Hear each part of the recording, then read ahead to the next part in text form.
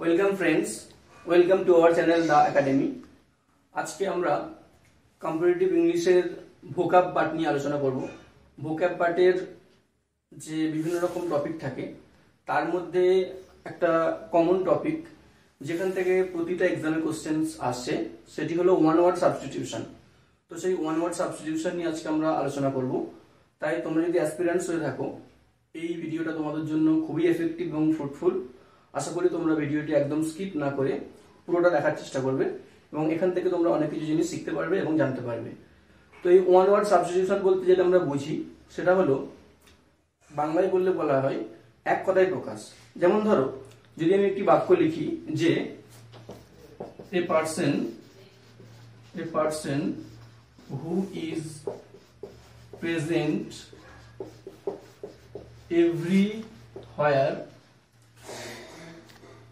is called, অর্থাৎ এক্সামে এরকম একটা সেন্টেন্স দেবে, সেই সেন্টেন্সের এগেইনস্টে চারটি অপশন থাকবে এবং সেই চারটি অপশনের মধ্যে আমাদের যে কোনো একটি অপশন চুজ করতে হবে। তো যেরকম এই যে কোশ্চেনটা আছে a person who is present everywhere is called, অর্থাৎ একটি মানুষ যে সব জায়গায় উপস্থিত তাকে আমরা এক কথায় কি বলবো? তাকে আমরা বলবো omni প্রেজেন্ট। অর্থাৎ এই অপশনের মধ্যে omni প্রেজেন্ট কথাটি থাকবে পার্টিকুলার এই কোশ্চেনটির জন্য। তো এর সঙ্গে আরো চারটি টোটাল অপশন থাকবে, তার মধ্যে আমাদের omni প্রেজেন্টটাকে টিক করতে হবে। তো এইরকম যে সমস্ত কোশ্চেন্স বিগত বছরে এসেছে এবং যেগুলো আমাদের এক্সামে আসার চান্স রয়েছে সেই রকম কোশ্চেন নিয়ে আমরা আলোচনা করব। তো ফ্রেন্ডস, আজকে আমরা কিছু কোশ্চেন্স নিয়ে এসেছি। দেখতেই পাচ্ছ যে কোশ্চেনগুলো রয়েছে এইগুলোর প্রত্যেকটা অপশন আমরা দেখব এবং অপশনে যে চারটে করে ওয়ার্ড থাকে এই প্রত্যেকটা ওয়ার্ডই এক একটা ওয়ান ওয়ার্ড এবং এই প্রত্যেকটা ওয়ার্ড থেকে এক্সামে কোশ্চেন আসে। তাই আমরা এক একটা কোশ্চেনের শুধু অ্যান্সার দেখবো, সেই সঙ্গে সেই আনসারের সঙ্গে সঙ্গে তার যে অন্য অপশনগুলো আছে সেই অপশনগুলোকেও দেখবো এবং সেগুলোর মানগুলো বোঝার চেষ্টা করব। তো প্রথম যে কোশ্চেনটা আছে দেখতেই পাচ্ছ a person who lives by himself, a person who lives by himself is called. Options রয়েছে ব্যাচেলর, প্রিস্ট, স্পিনস্টার না রিক্লুজ। তোমরা মনে মনে অ্যান্সারটি করার চেষ্টা করবে এবং তারপর আমি যেটা করাবো তার সঙ্গে মেলাবে।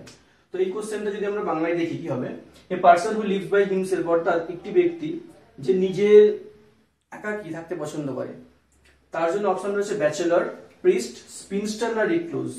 হ্যাঁ ফ্রেন্ডস, তোমরা ঠিকই বলছো, এর অ্যান্সারটি হবে রিক্লুজ। আর অন্য যে অপশনগুলো রয়েছে এগুলোর মানে কি? ব্যাচেলর মানে আমরা কি জানি? Unmarried man. একই সঙ্গে প্রিস্ট মানে কি আমরা জানি? পুরোহিত।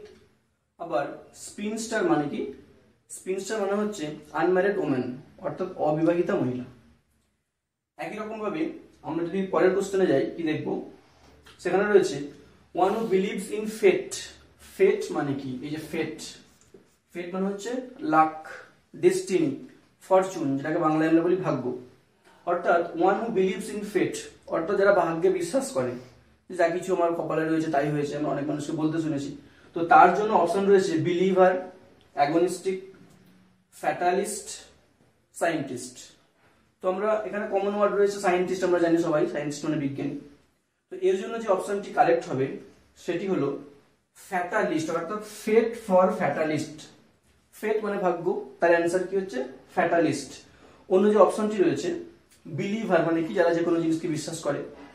অ্যাগনিস্টিক মানে কি? মানে অজ্ঞবাদী যারা হয় তাদেরকে আমরা অ্যাগনিস্টিক বলে থাকি। সায়েন্টিস্ট মানে আগেই বললাম। একই রকম ভাবে আমাদের যে থার্ড কোশ্চেন রয়েছে সেখানে রয়েছে এ পার্সন হু লাভস এভরিবডি, অর্থাৎ একটি মানুষ যে সবাইকে ভালোবাসে, সবাইকে শ্রদ্ধা করে, ভক্তি করে, তাদেরকে আমরা এক কথায় কি বলবো? অপশন রয়েছে ইগোইস্ট, ফ্যাটালিস্ট, হিউম্যানিস্ট, অলট্রুইস্ট। আমরা ফ্যাটালিস্টটার সঙ্গে একটু আগে পরিচিতি লাভ করলাম। তো এর যেটি অ্যান্সার হবে অর্থাৎ কারেক্ট অ্যান্সার সেটি হলো a person who loves everybody is called altruist. অর্থাৎ একটা মানুষ যে সমস্ত মানুষকে পছন্দ করে বা ভালোবাসে তাদেরকে আমরা কি বলবো? অলট্রুইস্ট। অন্য অপশনগুলো যেগুলো রয়েছে তার মানে কি? ইগোইস্ট মানে আমরা কি জানি? যারা খুব অহংকারী, যারা খুব প্রাইড ফিল করে, যাদের মধ্যে ভ্যানিটি রয়েছে। একই রকম ফ্যাটালিস্ট আমরা জানলাম। হিউম্যানিস্ট মানে কি? যারা হচ্ছে হিউম্যান নেচারকে পছন্দ করে, মানব দরদি। আর অলট্রুইস্ট মানে হচ্ছে সেই সমস্ত মানুষ যারা সমস্ত ক্লাসের মানুষদের পছন্দ করে বা ভালোবাসে বা শ্রদ্ধা করে। যে 4 নম্বর কোশ্চেনটি রয়েছে সেটি হলো the study of duration of life is called, অর্থাৎ জীবনের যে সন্ধিক্ষণ সেই সংক্রান্ত যে পড়াশোনা সেটাকে আমরা কি বলবো? অপশনে রয়েছে ক্রোনোবায়োলজি, ক্যালিগ্রাফি, ডেজার্ট না বায়োগ্রাফি। আমরা বায়োগ্রাফি কথাটির সঙ্গে সবাই পরিচিত। বায়োগ্রাফি মানে কি? জীবনী, জানি আমরা। তারপর কি রয়েছে? ডেজার্ট। ডেজার্ট মানে কি? আমরা সুইট ডিশ যেগুলো হয়, মিষ্টি জাতীয় খাবার, সেগুলোকে আমরা ডেজার্ট বলে থাকি। ক্যালিগ্রাফি মানে কি? ক্যালিগ্রাফি মানে হচ্ছে যে যাদের সুন্দর হাতের লেখা, সেই সংক্রান্ত পড়াশোনাকে আমরা ক্যালিগ্রাফি বলে থাকি। একই রকম ভাবে এই কোশ্চেনটির জন্য যেটি অ্যান্সার হবে সেটি হচ্ছে ক্রোনোবায়োলজি, অর্থাৎ the study of duration of life is called chronobiology, অর্থাৎ এই কোশ্চেনটির জন্য কারেক্ট আনসার হবে ক্রোনোবায়োলজি। তো ফিফথ যে কোশ্চেনটি রয়েছে যেখানে বলা হয়েছে the art of making maps and charts, অর্থাৎ সেই শিল্পকলা যার দ্বারা আমরা একটি ম্যাপ বা একটি চার্টকে অঙ্কন করতে পারি, তাকে আমরা এক কথায় কি বলবো? ক্যালিগ্রাফি, কার্টোগ্রাফি, প্যালিওগ্রাফি না অটোবায়োগ্রাফি? আমরা অটোবায়োগ্রাফি সম্পর্কে আগেই পরিচিতি লাভ করেছি। বায়োগ্রাফি হলো জীবনী, অটোবায়োগ্রাফি হলো আত্মজীবনী। ক্যালিগ্রাফির সঙ্গে পরিচিতি লাভ করেছি, ভালো হস্তরেখা বা ভালো হাতের লেখা যাদের হাতে লেখা আমরা ক্যালিগ্রাফিস্ট বলি, সেই বিদ্যাটাকে আমরা ক্যালিগ্রাফি বলি। একই রকম ভাবে প্যালিওগ্রাফি মানে কি? লিপি বিজ্ঞান, অর্থাৎ লিপি কুশলী, যারা লিপি নিয়ে রিসার্চ করেন বা পড়াশোনা করেন তাদেরকে আমরা এক কথায় প্যালিওগ্রাফি বলবো। তাহলে এই কোশ্চেনটির কারেক্ট আনসার যেটি হবে সেটি হলো কার্টোগ্রাফি। তো আমরা এই 5টি কোশ্চেন পেলাম, যেখানে a person who lives by himself is called recluse, one who believes in fate is called fatalist, a person who loves everybody is called altruist, the study of duration of life is called chronobiology, এবং fifth কোশ্চেনটি পেলাম the art of making maps and charts is called cartography। আমরা 6 কোশ্চেনটি দেখব। আমাদের 6 কোশ্চেনটি রয়েছে যেখানে বলছে a place where bees are kept, মানে একটি জায়গা যেখানে মৌমাছিদের রাখা হয়, যেটাকে আমরা বাংলায় মধুমক্ষিশালা নামে জেনে থাকি। তো তার এগেইনস্টে অপশন রয়েছে এপিয়ারি, অ্যাভিয়ারি, ডিসপেন্সারি না কেনেল। তো এই অপশনগুলোর মধ্যে এই কোশ্চেনটির জন্য কারেক্ট যে অ্যান্সারটি হবে, হ্যাঁ তোমরা ঠিকই ভাবছো, সেটি হলো এপিয়ারি, অর্থাৎ যেখানে মৌমাছিদের প্রতিপালন করা হয়। একই রকম ভাবে অ্যাভিয়ারি তাহলে কিসের জন্য? অ্যাভিয়ারি হচ্ছে যে যেখানে পাখিদেরকে রাখা হয়। একই রকম ভাবে ডিসপেন্সারি যেখানে আমরা জানি ডাক্তারখানা, যেখানে ডাক্তাররা বসেন। আর একই রকম ভাবে কেনেলটা কি? কেনেলটি হলো যেখানে মূলত সেই সমস্ত জায়গা যেখানে কুকুরদেরকে রাখা হয়। মানে কেনেল হচ্ছে স্পেসিফিক্যালি আমরা বলতে পারি এ প্লেস ফর ডগস। একই রকম ভাবে যদি আমরা 7th কোশ্চেনটি দেখি, 7th কোশ্চেনে বলছে the study of sound is known as, অর্থাৎ এই যে সাউন্ড, শব্দ সংক্রান্ত যে পড়াশোনা, সেটাকে আমরা এক কথায় কি বলবো? অপশনস রয়েছে সিম্যান্টিক্স, লিঙ্গুইস্টিক্স, ফোনোটিক্স বা নানাদিস। তো এখানে যে অপশনগুলো রয়েছে, সিম্যান্টিক্স মানে কি আমরা জানি, লিঙ্গুইস্টস অর্থাৎ লিঙ্গুইস্টিক মানে কি? যেটা হচ্ছে ভাষা সংক্রান্ত যে পড়াশোনা বা ভাষাবিদদের লিঙ্গুইস্ট বলা হয়ে থাকে। একই রকম ভাবে ফোনেটিক্স মানে হচ্ছে সেই সমস্ত পড়াশোনা যেগুলো সম্পর্কিত শব্দের সঙ্গে।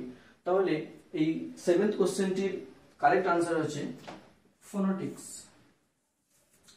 তো ফ্রেন্ডস, একই রকম ভাবে যদি আমরা কোশ্চেন নাম্বার 8 দেখি, যেখানে বলছে the science or philosophy of beauty is called, অর্থাৎ সৌন্দর্য, শিল্পকলা তার সঙ্গে যে পড়াশোনা যুক্ত সেটাকে আমরা এক কথায় কি বলবো? অপশন রয়েছে ফিলোলজি, অ্যাস্থেটিক্স, অর্নিথোলজি, ওমনিসিয়েন্ট।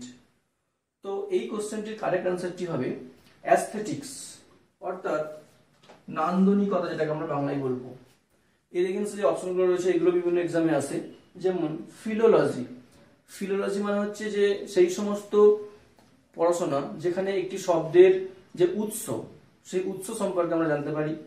একই রকম ভাবে অর্নিথোলজি আমরা জানি study of birds is called ornithology.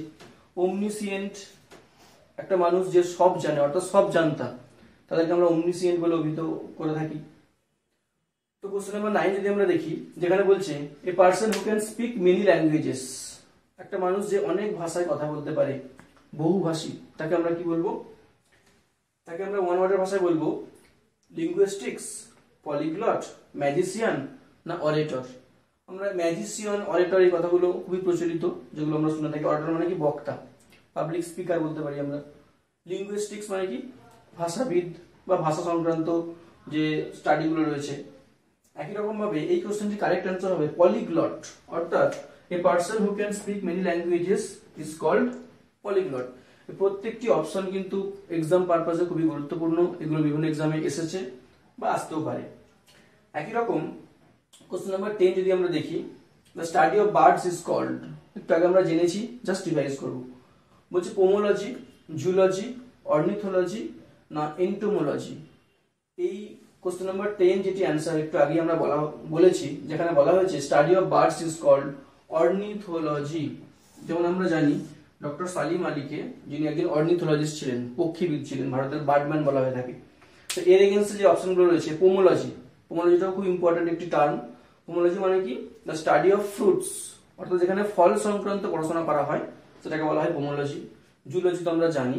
একই রকম ভাবে এন্টোমোলজি মানে কি, এন্টোমোলজি মানে হচ্ছে যে দ্য স্টাডি অফ ইনসেক্টস, অর্থাৎ পতঙ্গ সংক্রান্ত যে পড়াশোনা সেটাকে আমরা এন্টোমোলজি বলে অভিহিত করে থাকি।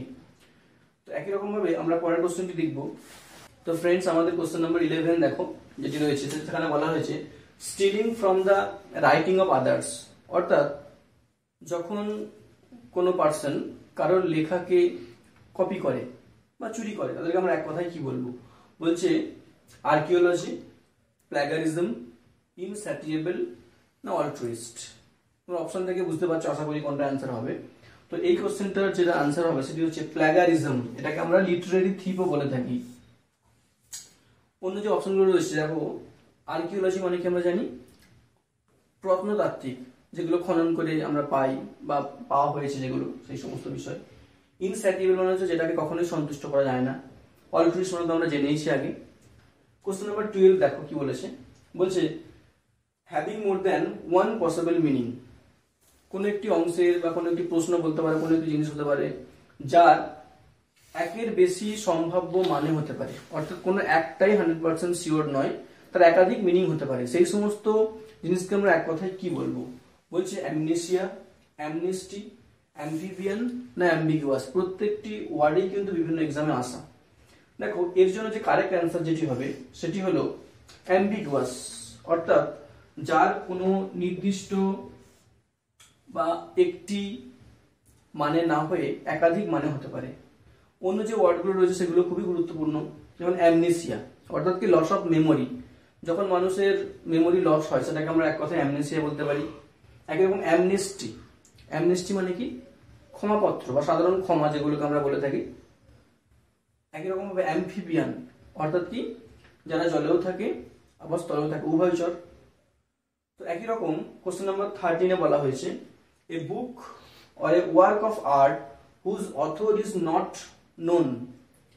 একটি বই বা একটি কাজ যেটা আর্ট সম্পর্কিত, যার অথর আমরা জানি না, তাকে আমরা এক কথায় কি বলবো? এই কোশ্চেনটির এগেইনস্ট যে কোশ্চেন রয়েছে অ্যাফাসিয়া, অ্যান্টিডোট, অ্যানোনিমাস না অ্যান্টাগনিস্ট।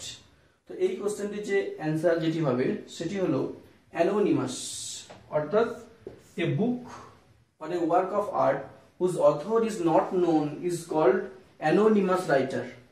অন্য যে অপশনগুলো রয়েছে সেগুলোর দিকে আমরা তাকাবো। অ্যাফাসিয়া, অর্থাৎ কোনো কিছু বোঝার অক্ষমতা। নেক্সট রয়েছে অ্যান্টিডোট, সেটা কি কোনো পয়জনের এগেইনস্টে যেটা কাজ করে, তার এফেক্টের এগেইনস্টে যে কাজ করে।